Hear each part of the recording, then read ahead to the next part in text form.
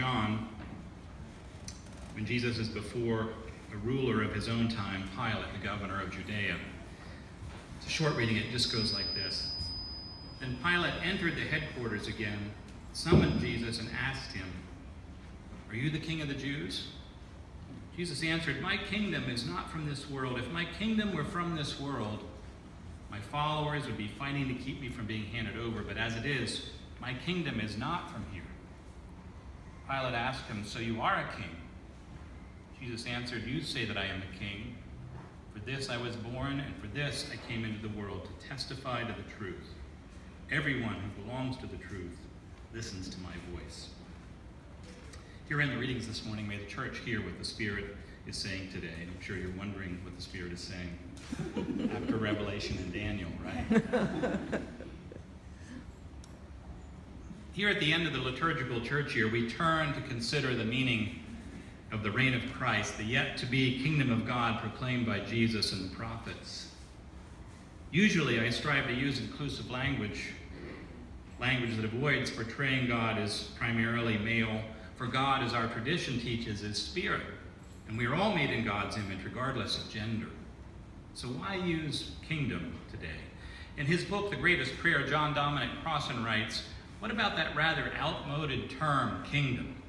Would it not be better to speak of the people of God, the community of God, the kinship or kingdom of God? Why continue to use an antique and male-focused expression like kingdom?" One reason is that retaining kingdom but qualifying it as divine is a way to show that it clearly, directly, and explicitly opposes all earthly kingdoms based on power over others. It intends to present a specific alternative option to the imperialism that has been for so long the norm on earth. Another reason is that God's kingdom is not just about interior and individual religion. It certainly includes that aspect, but only within the wider sense of exterior, communal, and even politically engaged religion.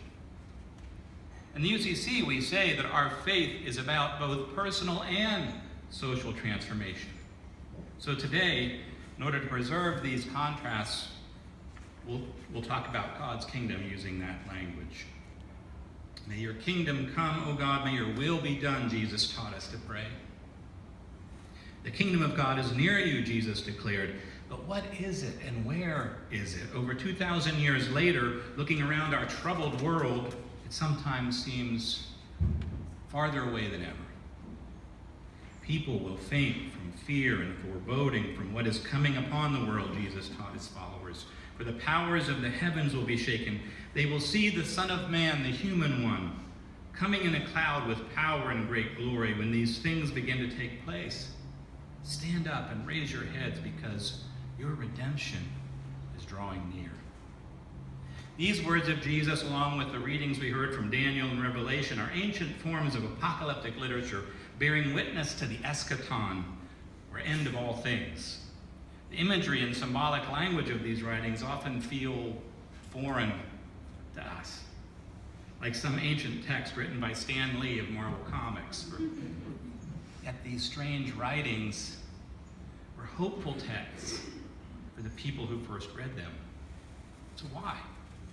As I have said before, much of the Bible was written for oppressed people living in a harsh and difficult time.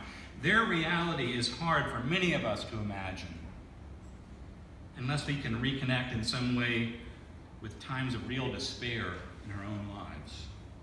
The Jewish people were conquered and oppressed by kingdom after kingdom throughout their history.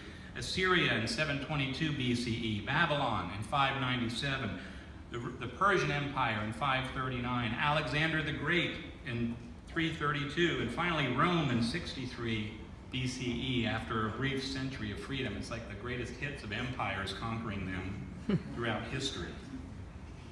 Over and over again, they experienced the brutality of conquest, exile, slavery, oppressive taxes, and religious persecution. Over and over again, they saw their hopes crushed.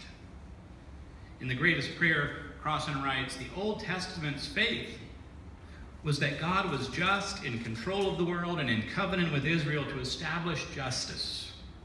But the Old Testament's experience was that the world was unjust and under the control of evil, and that Israel received far more than its fair share of oppressive violence.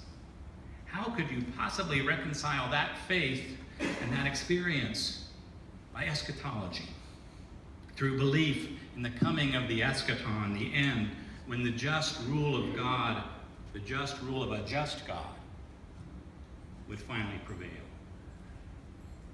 In Daniel chapter 2, the prophet declares, "The God of heaven will set up a kingdom that shall never be destroyed. It shall crush all these kingdoms and bring them to an end, and it shall stand forever."